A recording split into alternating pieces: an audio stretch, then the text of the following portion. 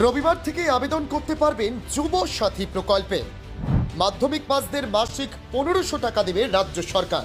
কিভাবে ডাউনলোড করবেন যুব সাথীর ফর্ম, কোন কোন ফর্ম লাগবে জানেন? কিভাবে করবেন আবেদন, কোথায় হবে এই ক্যাম্প, আবেদন করতে কি কি নথি লাগবে, কবে থেকে আপনার অ্যাকাউন্টে ঢুকবে এই টাকা, কারা আবেদন করতে পারবেন আর কারা পারবেন না, জেনে নিন বিস্তারিত। গোটা বাংলার এখন ফেভারিট টপিক যুব সাথী। এই স্কিমে বেকার যুব সমাজকে অর্থ সাহায্য করা হবে। প্রতি মাসে তারা 1500 টাকা করে পাবেন। রাজ্যের মুখ্যমন্ত্রী মমতা বন্দ্যোপাধ্যায় জানিয়েছেন, আগামী 15ই আগস্ট থেকে নয়, 1 এপ্রিল থেকে এই ভাতার টাকা আপনার অ্যাকাউন্টে ঢুকে যাবে। তার জন্য আবেদন করতে হবে আপনাকে। কারা পাবেন যুব সাথী প্রকল্পের টাকা? মুখ্যমন্ত্রী জানান, মাধ্যমিক পাশের পর 21 থেকে 40 বছর বয়সী যুব সাথী প্রকল্পের টাকা পাবে। রাজ্য সরকারের অন্য কোনো স্কলারশিপের থাকলেও যুব সাথী প্রকল্পের টাকা মিলবে। অন্য কোনো স্কিমের টাকা না পেলে আগামী 5 বছর 1500 টাকা করে পাওয়া যাবে। ন্যূনতম মাধ্যমিক পাস এবং বেকার হলে যুব সাথী প্রকল্পের টাকা মিলবে। পশ্চিমবঙ্গের স্থায়ী বাসিন্দা হতে হবে। কিভাবে যুব সাথী প্রকল্পে আবেদন? মুখ্যমন্ত্রী জানিয়েছেন, যুব সাথী প্রকল্পের আবেদনপত্র জমা নেওয়ার জন্য আগামী 15ই ফেব্রুয়ারি থেকে 26শে ফেব্রুয়ারি পর্যন্ত শিবিরের আয়োজন করবে রাজ্য সরকার।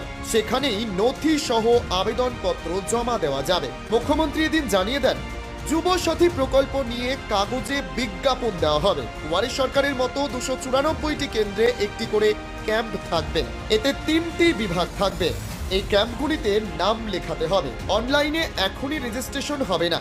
ক্যাম্পে লাইনে দাঁড়িয়ে নাম রেজিস্টার করতে হবে। 5 বছর মিলবে 1500 টাকা। এই সময়কালে চাকরি না পেলে 5 বছর পর রিনিউ হবে, ঘোষণা মুখ্যমন্ত্রীর। কোথায় হবে যুব সাথীর শিবির? মুখ্যমন্ত্রী জানিয়েছেন, প্রতিটি বিধানসভা এলাকায় যুবসাথী প্রকল্পে আবেদনের জন্য একটি করে শিবির করা হবে। কোন বিধানসভায় কোথায় শিবির হবে তার সংবাদপত্রে বিজ্ঞাপন দিয়ে জানিয়ে দেবে রাজ্য সরকার। তবে অনলাইনে আবেদন করা যাবে না। শিবিরে এসেই নথি জমা দিতে হবে। আবেদন করতে কি কি নথি লাগবে? প্রথমত লাগবে আধার কার্ড। এটি আপনার পরিচয়পত্র হিসেবে কাজ করবে। দ্বিতীয়ত মাধ্যমিকের অ্যাডমিট কার্ড। এটা বয়সের প্রমাণপত্র হিসেবে কাজ করবে। তৃতীয়, মাধ্যমিক বা সমতুল্য কোনো পরীক্ষা পাশ করার রেজাল্ট এবং সার্টিফিকেট দরকার পড়বে। চতুর্থ, ব্যাংকের পাসবুক লাগবে। পঞ্চম, সাম্প্রতিক পাসপোর্ট সাইজ ফটো লাগবে। তাই এই সব নথিগুলি জোগাড় করে নিন, তারপরেই যান ক্যাম্পে। কিভাবে ডাউনলোড করবেন যুব সাথীর ফর্ম? প্রথমে wbsportsandYouth.gov.in এই ওয়েবসাইটে যাবেন। এরপর অ্যাপ্লিকেশন ফর্ম এ, self declaration form, bank mandate form, এই 3টি অপশন পাবেন। তার মধ্যে প্রথমে অ্যাপ্লিকেশন ফর্ম এ অপশনে ক্লিক করে এই মুহূর্তে আপনার ডাউনলোড করতে পারবেন। সরকারি কিংবা বেসরকারি প্রতিষ্ঠানে চাকরি করলে কি এই প্রকল্পে টাকা পাবেন? যুবসাথী প্রকল্প একমাত্র তাদের জন্য যারা মাধ্যমিক পাশের পর কোনো কাজ পাননি।